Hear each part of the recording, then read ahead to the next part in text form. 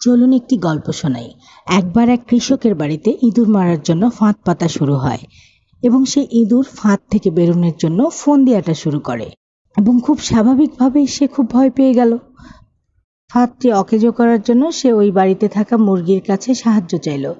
মুরগি ঘটনা শুনে জবাব দিল যে ফাঁদটি আমার কোনো ক্ষতি করতে পারবে না, অতএব আমি এখানে কোনো সাহায্য করতে পারবো না।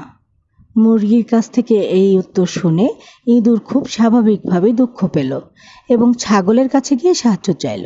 ছাগল ফাঁদের কথা শুনে বলল, ওই ফাঁদ বড়দের জন্য নয়, আমি এখানে তোমাকে কোনো সাহায্য করতে পারবো না।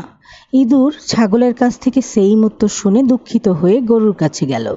সব কথা শুনে গরু বলল, ইঁদুরের ফাঁদ আমার মতো বড় প্রাণীর কোনো ক্ষতি করতে পারবে না।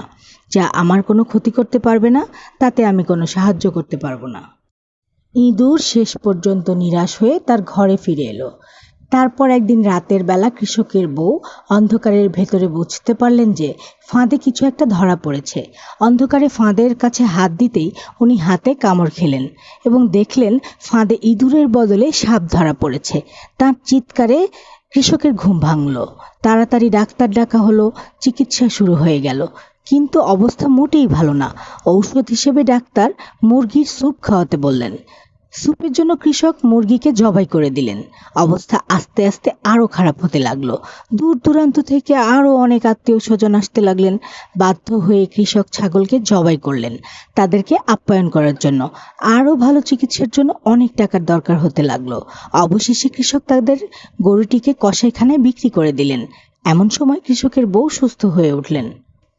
আর এই সমস্ত ঘটনা ইঁদুর তার ছোট্ট ঘর থেকে পর্যবেক্ষণ করলো।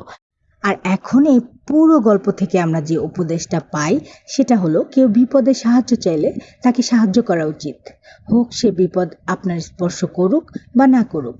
বিপদগ্রস্তকে সাহায্য করা মানুষের নৈতিক দায়িত্ব, আপনার আমার নৈতিক দায়িত্ব। কেউ যখন বিপদে পড়ে খারাপ সময় পার করে, তার বিপদে খুশি বা উপহাস না করে তার পাশে গিয়ে দাঁড়ান। দিন শেষে কাউকে কষ্ট দিলে, কারোর ক্ষতির চিন্তা করলে আমরা নিজেরাই তার ফল ভোগ করব।